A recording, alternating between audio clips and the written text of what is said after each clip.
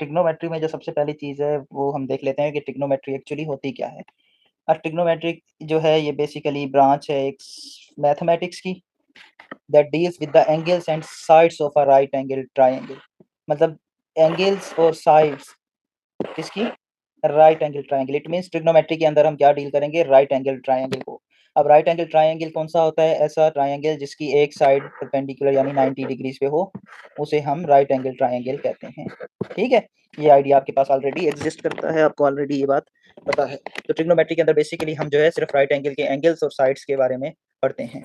अब ट्रिग्नोमेट्री का थोड़ा सा आइडिया कि ये फॉर्म हुआ है ट्रिग्नोमेट्री ग्रीक वर्ड से। Tri means three, gon means angles, metron means measure. तो थ्री एंगल मेजर जो होती है, जो ट्रायंगल में होती है, उसको हम इसमें पढ़ते हैं ट्रिग्नोमेट्री में। अब ट्रिग्नोमेट्री का डेली लाइफ के अंदर वैसे यूज़ क्या होता है? इसको ट्रिग्नोमेट्री को हम यूज़ करते हैं कंस्ट्रक्शन के लिए, इंजीनियरिंग के लिए, एस्ट्रोनॉमी में भी यूज़ किया जाता है, मोबाइल टावर पोजिशनिंग में, नेविगेशन में, और इसके अलावा और भी बहुत सारी इसकी एप्लीकेशन हैं। रियल लाइफ एग्जांपल्स में इसको कहाँ यूज़ करते हैं? टू फाइंड द हाइट, किसी भी चीज़ की height of a tree using a shadow length. मतलब एक आपके पास ट्री बना हुआ है, उस ट्री के शैडोज के हिसाब से, जो उसका शैडो पड़ रहा होगा, उस शैडो के अकॉर्डिंग हम ट्री की हाइट जो मेजर करते हैं बेसिकली ट्रिग्नोमेट्री से ही मेजर की जाती है। इसी तरह से to measure the distance between objects without going there, किसी भी ऑब्जेक्ट का without going at that object हम उसका डिस्टेंस कवर कर मालूम कर सकते हैं। ठीक है, ये बेसिक थोड़ी सी अंडरस्टैंडिंग है किसकी? ट्रिग्नोमेट्री की, या वो किस चीज़ से डील करती है। अब इसमें से अगर कोई एमसीक्यू आ जाता है, देख लें आप। Trigonometry deals with circles, squares, right angle triangle या ऑल ट्राइंगल्स। तो ट्रिग्नोमेट्री सिर्फ और सिर्फ राइट एंगल ट्राइंगल से डील करती है। इस मामले में आपने क्लियर रहना है। The word trigonometry is drive from the which language? Greek से। ये ऐसे मैंने दो तीन ऐड कर लिए। Trigonometry is mostly use in which type of triangles? Right angle triangles. ठीक है, तो बेसिकली हमें मेन आइडिया जैसे ध्यान में रखना है कि ट्रिग्नोमेट्री में सिर्फ हम राइट एंगल ट्राइंगल यूज करते हैं, वो एंगल जिसकी एक साइड ट्राइंगल, ऐसा ट्राइंगल जिसकी एक साइड 90 डिग्रीज हो।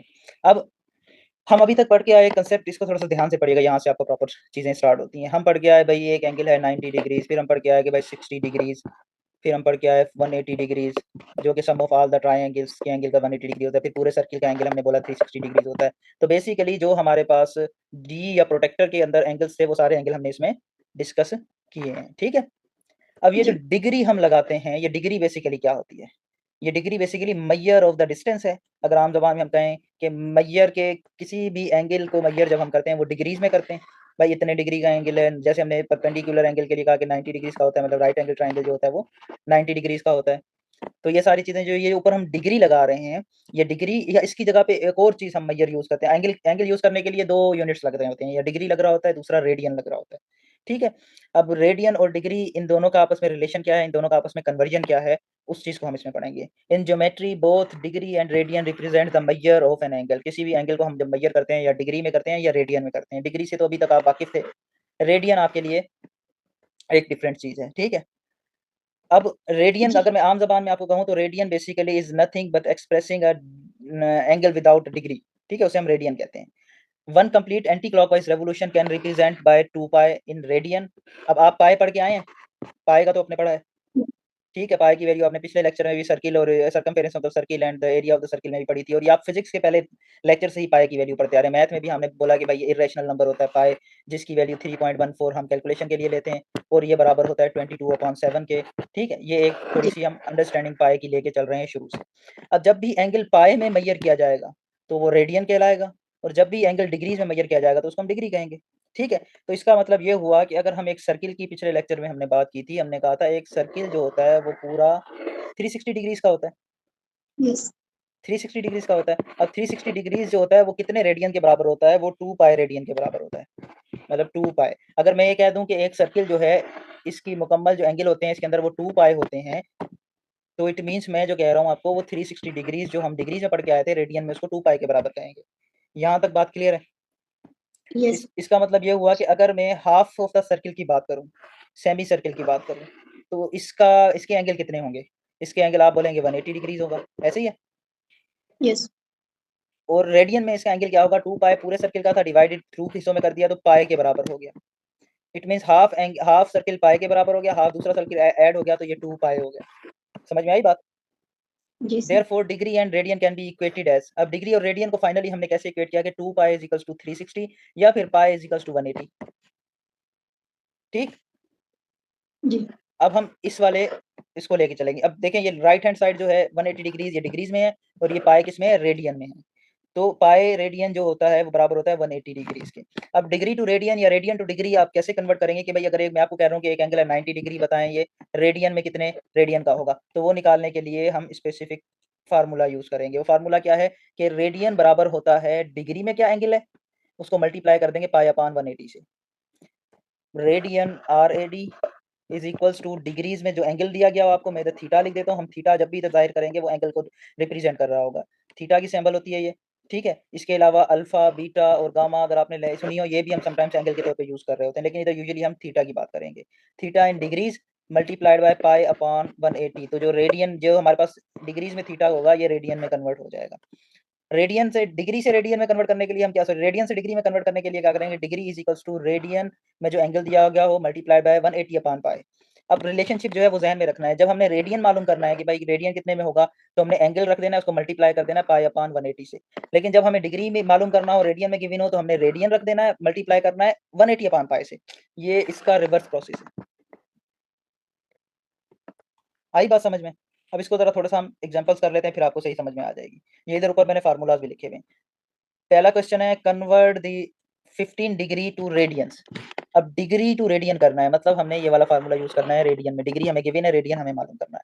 तो हम इधर लिखेंगे radian is equals two degree कितने हैं 15, 15 मल्टीप्लाइड बाय पाई बाय 180। ठीक हो गई बात। फिर 15 को पाई से मल्टीप्लाई कर देंगे तो मैं इस एक्सप्रेशन को 15 पाई अपान 180 लिख सकता हूँ जी। यस ठीक है, अब इसको हम इधर ही डिवाइड करेंगे। इधर डिवाइड कैसे करेंगे, मैं 3 का टेबल लगा रहा हूँ। 3 5 द 15 ऐसे ही है। जी सर 3 6 दा 80, 3 6 दा 18, फिर 5 अपान 60 आ गया। अब इधर कोई टेबल लग सकता है। 5 1 द 5, 5 15 द 5 5 12 द 60। आ रही है समझ में बात या स्टेप्स अलग अलग करूँ? चलें पहला क्वेश्चन है सर मैं ये थोड़े तो अलग अलग कर टेबल देता समझ आ गए। हूँ। दीजिए अब जरा समझ लें। 15 के ऊपर मैंने 3 का टेबल दोनों पे लगाते हैं। 3 5 द 15 और 3 6 द यस 60 बच गया। हमारे पास क्या बचा 5 पाई अपॉन 60। फिर इसके ऊपर हमने 5 का टेबल लगाया। 5 1 द 5, 5 1 द 5, 1 इधर गया कैरी इधर गया तो 1 5 टू द 10। तो हमारे पास 1 पाई 1 multiplied by pi upon 12 radian. तो 15 डिग्री किसके बराबर हुआ हमारे पास, पाई अपॉन 12 रेडियन के। ये हमारे पास आंसर निकल आया। आई समझ में बात? जी सर अब नेक्स्ट ये क्वेश्चन। तो समझ आ गया। हाँ जी, क्या समझ में नहीं आया फिर? रेडियन का और डिग्री का थोड़ा मसला हो रहा है। क्या? जैसे इसमें क्वेश्चन में दिया हुआ ना कन्वर्ट हम्म 15 डिग्रीज टू हाँ रेडियन। जी। तो अभी हमने ये जो फर्स्ट वाला ग्रीन जो फार्मूला पढ़ा है वो वाला यूज किया है। वो देखें इसलिए यूज किया ये हमें। फार्मूले दोनों अलग अलग है ना सर? देख लें आप, थोड़ा सा फर्क है। ऊपर जो पढ़े ना। थोड़ा सा फर्क है। फर्क क्या है, इधर पाई अपान 80 से मल्टीप्लाई कर 180 से मल्टीप्लाई कर रहे हैं, इधर हम 180 बाय पाई से मल्टीप्लाई कर रहे हैं। सिर्फ उसका उलट है।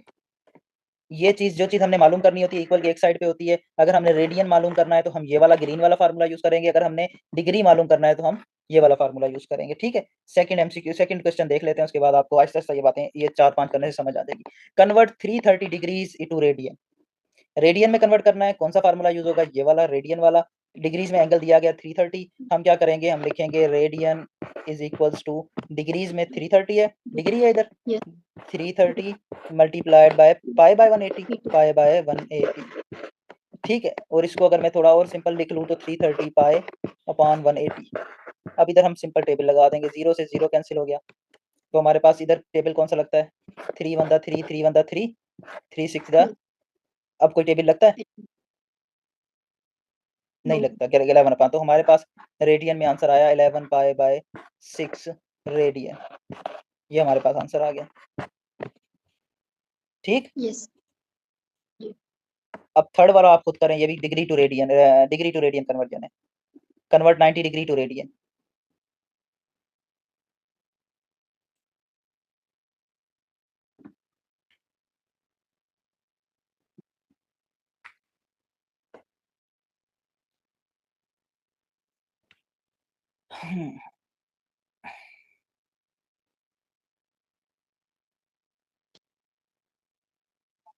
पाई अपॉन 2 आंसर है। π/2 आ रहा है आंसर। ठीक है, इसको हम कन्वर्ट देख लेते हैं। हम यही फार्मूला लगाएंगे रेडियन, ये क्वेश्चन नंबर 3 के लिए। π/4 π/2 आएगा इसका आंसर, देख लेते हैं हम। चलें, radian is equals to 90 multiplied by π/180। इसको मैं लिख सकता हूँ 90 π/180। 0 से 0 कैंसिल, 9 1 9, 9 2 18। तो हमारे पास आंसर आ गया π/2 रेडियन। तो ये हमारे पास आंसर है। तो इसका आंसर क्या होगा, π/2। ठीक, अब देख लें नीचे वाले दो क्वेश्चन। कन्वर्ट π/6 इंटू डिग्रीज, मतलब ये रेडियन में दिया गया, इसको डिग्री में कन्वर्ट करना है। हम ये रेड वाला फार्मूला यूज करेंगे। करना वही प्रोसेस है, degree is equals to, radian में एंगल कितना है, π/6, π/6 multiplied by 180 upon pi, 180 upon pi. ठीक है, पाई से कैंसिल हो गया, 6 1 6, 6 2 12, 6 3 18, 0 आ गया। तो डिग्री कितने हुआ हमारे पास, 30 डिग्री। तो π/6 इज इक्वल्स टू 30 डिग्री। ये हमारे पास आंसर निकल गया। आसान है। जी। अच्छा, फिर कन्वर्ट 3 रेडियन टू डिग्री, ये अटेम्प्ट करें जरा।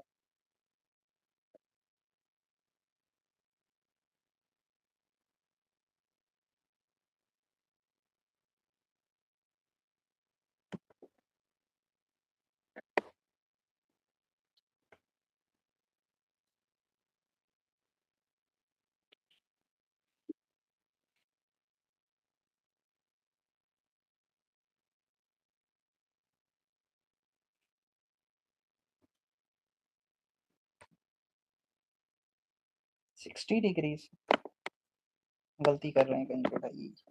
ये वाला फार्मूला लगेगा ना, 3 रेडियन है ना, रेडियन से डिग्री में कन्वर्ट करने के लिए ये फार्मूला लगेगा। रेडियन 180 के साथ मल्टीप्लाई में आएगा, 3 मल्टीप्लाई बाय 180, 540। 540 बाय पाई, नीचे वाला पाई भी तो यस रहेगा। ठीक है, 5, यस 5। देख लें अब इस क्वेश्चन को। हमारे पास क्या है, डिग्री में कन्वर्ट करना है। Degree is equals to, radian में क्या है, 3 मल्टीप्लाइड बाय 180 अपॉन पाई। ठीक है, तो ये हमारे पास हो जाएगा 3 मल्टीप्लाइड बाय 180 कितना होता है, 3 मल्टीप्लाइड बाय 180, 540 अपॉन पाई। एक तो हमारे पास ये आंसर आ गया 540 अपॉन पाई। ठीक है, डिग्रीज। लेकिन इसको मुकम्मल डिग्रीज में कन्वर्ट करने के लिए हम नीचे पाई की वैल्यू रख देंगे, 540 अपॉन 3.14।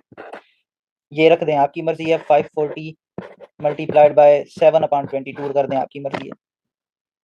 सर ये लिखे कौन सा, 3.14?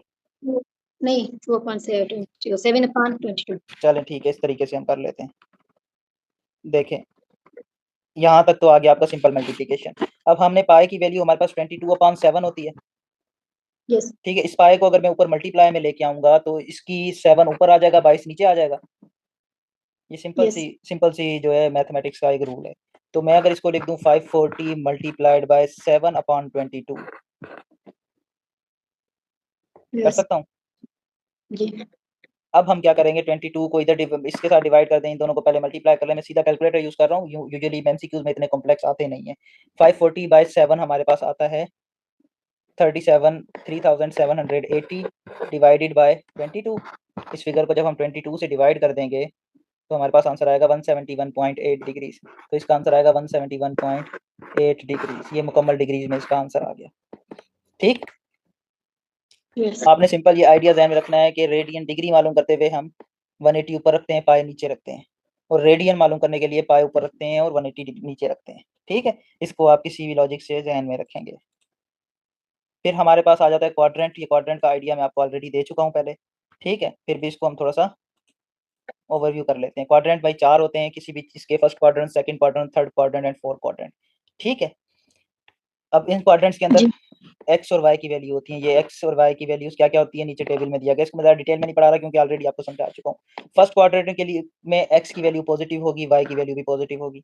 यानी ये जो फर्स्ट क्वाड्रेंट है, इधर एक्स भी पॉजिटिव है और वाई भी पॉजिटिव है, तो इन दोनों की वैल्यू पॉजिटिव होगी। सेकंड क्वाड्रेंट के अंदर एक्स की वैल्यू नेगेटिव हो जाएगी क्योंकि एक्स इस साइड पे आ गया, लेकिन वाई अभी भी इस साइड के ऊपर है, तो इसकी वैल्यू पॉजिटिव रहेगी।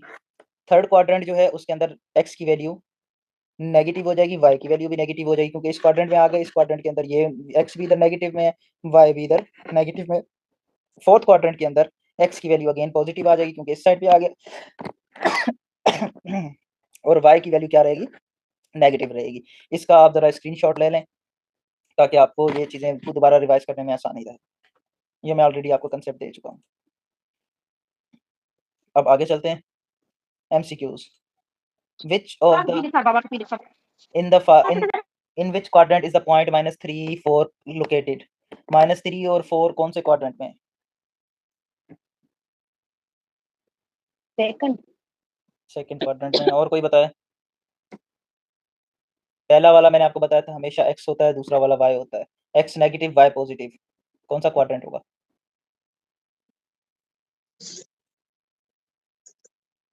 सेकंड क्वाड्रेंट होगा जी, बिल्कुल। देखें x positive sorry y positive और x नेगेटिव, ये क्वाड्रेंट है। तो ये फर्स्ट क्वाड्रेंट है, ये सेकंड, ये थर्ड और ये फोर्थ क्वाड्रेंट होता है। ठीक है, नीचे क्वेश्चन नेक्स्ट देखें। If a point lies in a quadrant 4 which of the following must be true? Quadrant 4 में होने के लिए क्या जरूरी है, क्या कौन सी कंडीशन जरूरी है? ए कंडीशन क्या है? A x should be less than 0 and y greater than 0, x greater than 0 y less than 0, x less than 0 y less than 0, x greater than 0 and y greater than 0।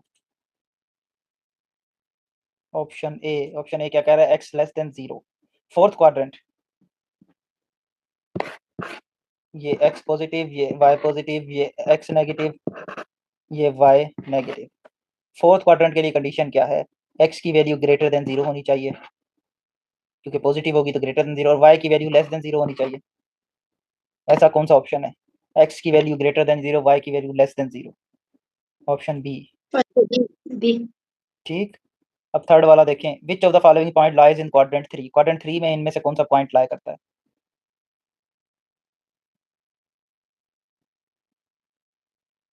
Ji B. B. B. B दोनों के minus होंगे, क्योंकि quadrant 3 के अंदर x भी minus होता है, Y भी नेगेटिव होता है। ठीक है, इस तरह के इसके एमसीक्यूज आ सकते हैं। अब आ जाए ट्रिग्नोमेट्रिक रेशियोज के ऊपर, यहाँ से असल गेम शुरू होती है। Trigonometric ratio. अब आपको general idea, triangle, right angle triangle, ये जो ट्राइंगल आपके सामने बना हुआ है ये राइट एंगल ट्राइंगल है, क्योंकि इसका एक एंगल 90 डिग्रीज के ऊपर है। ठीक है, राइट एंगल ट्राइंगल के अंदर तीन चीजें होती हैं। एक होती है एडजेसेंट साइड, इसे हम बेस कहते हैं, आप इसको बेस ध्यान में रखें। बेस होती है, फिर परपेंडिकुलर होता है, और फिर हाइपोटेनस होता है। ठीक है, ये तीन चीजें होती हैं। ये आइडिया है आपको? किसी भी ट्राइंगल में बेस, परपेंडिकुलर एंड हाइपोटेनस होता है। यस। बेस क्या होती है? जो नीचे वाली लाइन होती है। परपेंडिकुलर वो जो 90 डिग्री से होता है नीचे वाली लाइन पे, और हाइपोटेनस वो जो इन दोनों लाइंस को कनेक्ट कर रहा होता है और उसकी लेंथ इन दोनों से बड़ी होती है।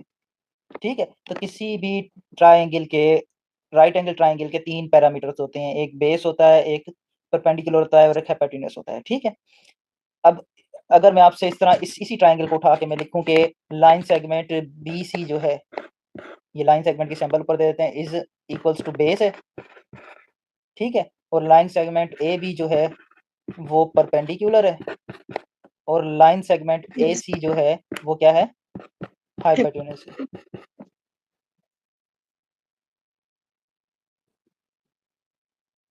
हाइपोटेनस सबसे बड़ा होता है, हाइपोटेनस की लेंथ सबसे बड़ी होती है। ठीक।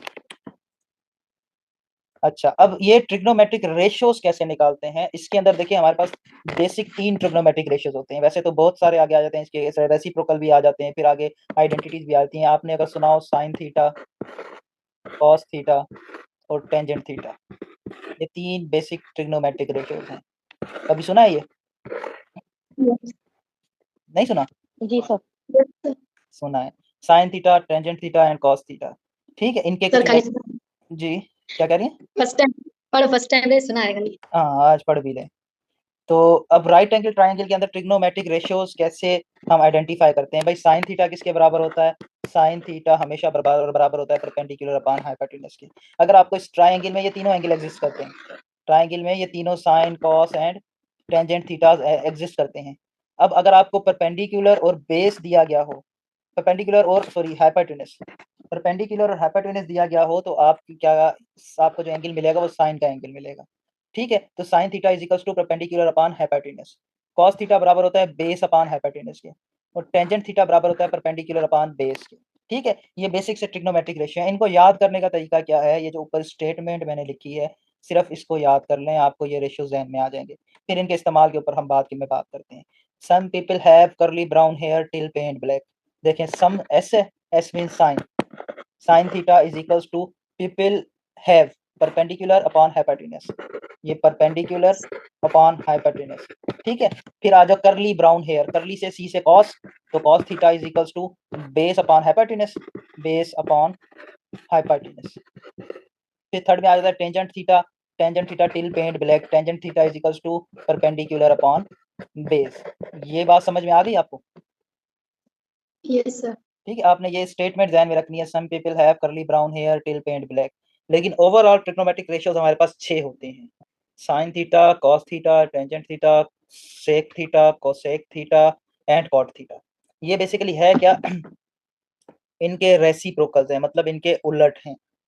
कैसे उलट हैं, हम 3 एंगल्स ये जो पढ़ के आए हैं, राइट साइड पे जो, लेफ्ट साइड पे जो हमारे पास लिखे हुए हैं, ये एंगल्स जो हैं हमारे पास बेसिक ट्रिग्नोमेट्रिक रेशियोज हैं। साइन थीटा, साइन थीटा का इनवर्स क्या होता है, कोसेक थीटा, CSC भी लिखा जाता है इसको, इसको फिर आम उसमें हम सिंपली कोसेक भी लिखते हैं, ठीक है। कोसेक थीटा, साइन थीटा बराबर किसके होता है, रेसिप्रोकल का मतलब उलट, 1 अपान कोसेक थीटा के बराबर होता है। या कोसेक, कोसेक थीटा किसके बराबर होता है, 1 अपान साइन थीटा के बराबर होता है। ये रेसिप्रोकल वाला कंसेप्ट समझ में आ रहा है, मतलब उलट। आम जबान में अगर मैं आपको कहूं कि 3/2 का उलट क्या होगा, तो आप कहेंगे ये होगा इसका रेसिप्रोकल 2/3। जो अभी अभी हम पाई 22/7 को हमने रिवर्स करके 7/22 किया था पिछले न्यूमेरिकल के अंदर, तो ये बेसिकली हमने यस। इसका उलट किया था। तो इसी तरीके से ट्रिग्नोमेट्रिक के भी रेशियोज के भी उलट रेशियोज होते हैं। साइन थीटा का जो इनवर्स या रेसिप्रोकल होता है वो कोसेक थीटा होता है। मतलब साइन थीटा बराबर हो गया 1 अपान कोसेक थीटा के, और कोसेक थीटा की देखिए इसी इक्वेशन से हम वैल्यू निकाल सकते हैं। कोसेक इधर डिवाइड में, इधर गया मल्टीप्लाई में, और ये मल्टीप्लाई में इधर आएगा तो डिवाइड में हो जाएगा। It means cosec theta is equals to 1/sin theta हो जाएगा। सिमिलरली कॉस थीटा का जो रेसिप्रोकल होता है वो सेक थीटा होता है, ठीक है। तो cos theta is equals to 1/sec theta, या सेक थीटा जो होता है वो बराबर होता है 1/cos थीटा के। इसी तरीके से टेंजेंट थीटा जो बराबर होता है 1/cot थीटा के होता है। ये इसका रेसिप्रोकल है। इट मींस के cot theta is equals to 1/टेंजेंट थीटा। ये इनके रेसिप्रोकल ट्रिग्नोमेट्रिक रेशियोज हैं। तो इस तरीके से हमारे पास रेशियोज टोटल ट्रिग्नोमेट्रिक कितने हो गए, 1 2 3, 3 नॉर्मल, 3 उनके रेसिप्रोकल्स, ठीक है। इसका भी आप स्क्रीनशॉट ले लें ताकि आपको आइडिया जहन में रहे। 1 मिनट में ये वीडियो सेव कर लूँ।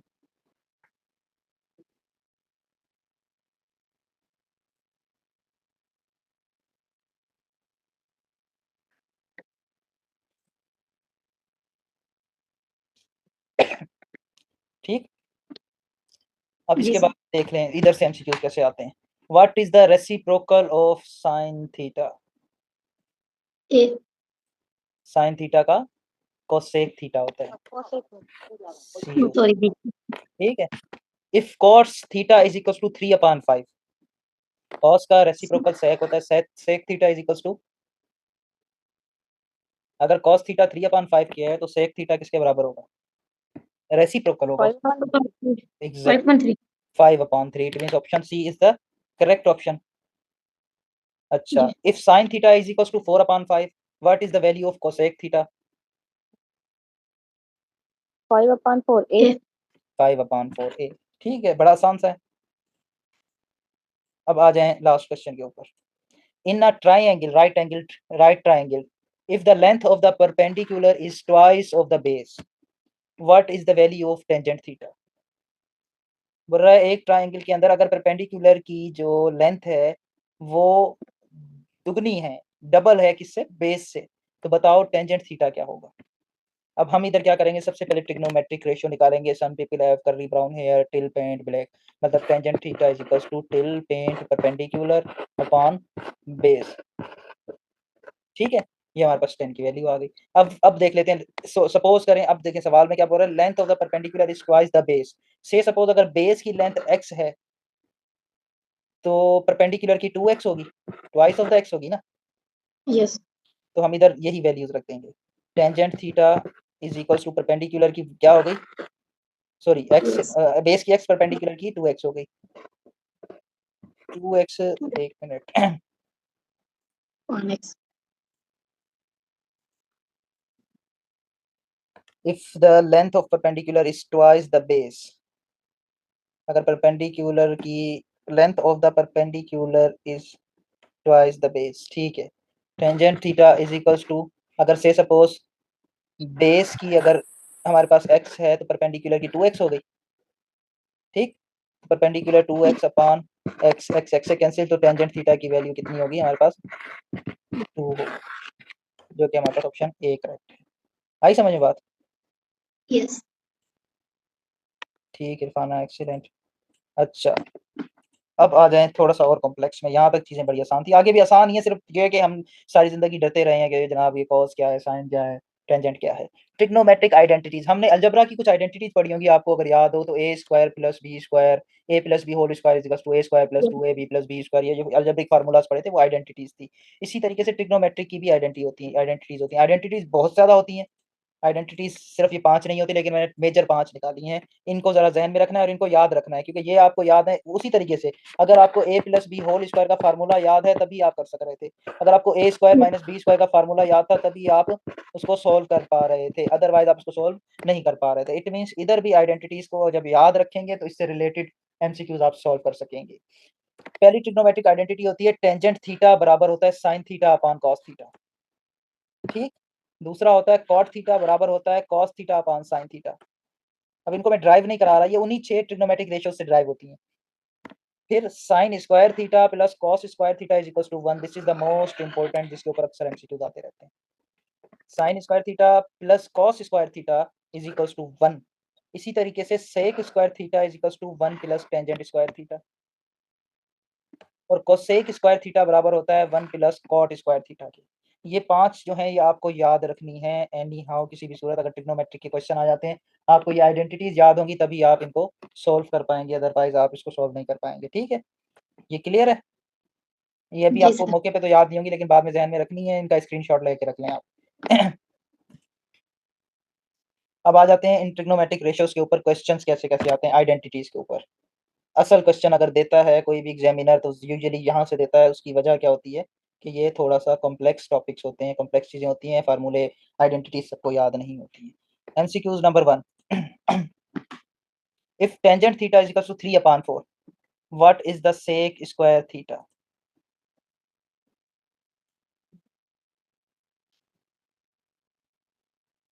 अब हमारे पास आइडेंटिटी इसमें कौन सी आ जाती है भाई, sec square theta is equals to tangent square theta plus 1, ये वाली आइडेंटिटी लगेगी।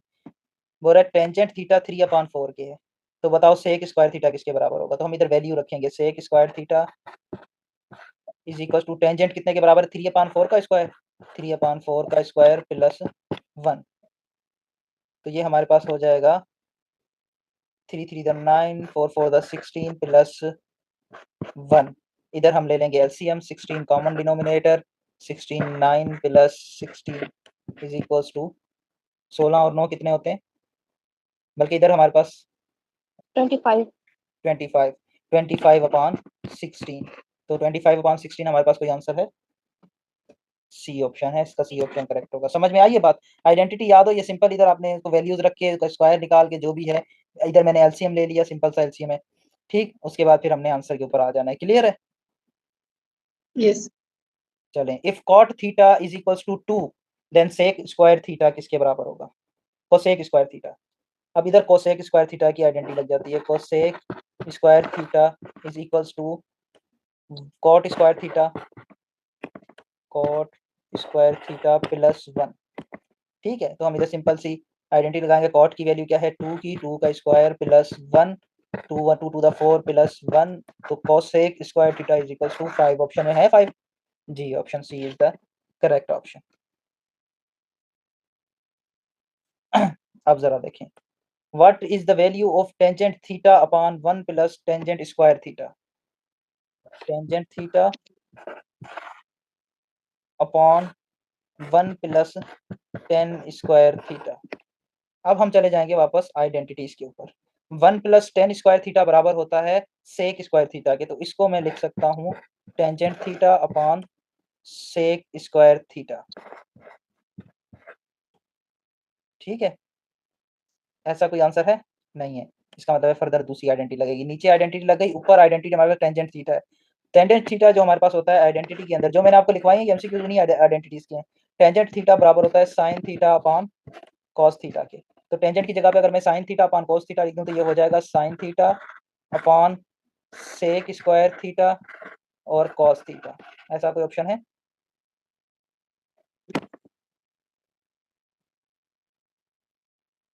sin theta is equals to, A A तो नहीं है, ए में सिर्फ sin थीटा है। अच्छा, सी और सी क्या है? sin theta into cos theta, ये भी नहीं है। डी है sin theta upon sec square theta.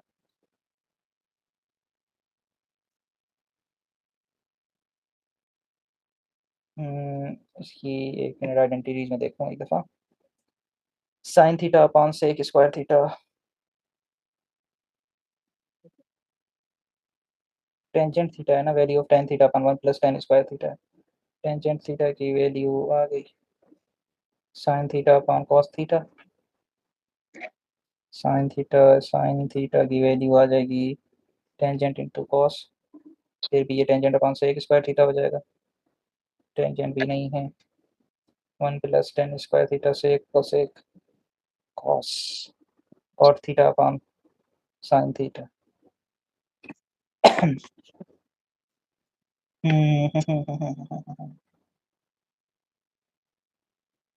इसका मुझे लग रहा है फिर ऑप्शंस में कोई इशू है।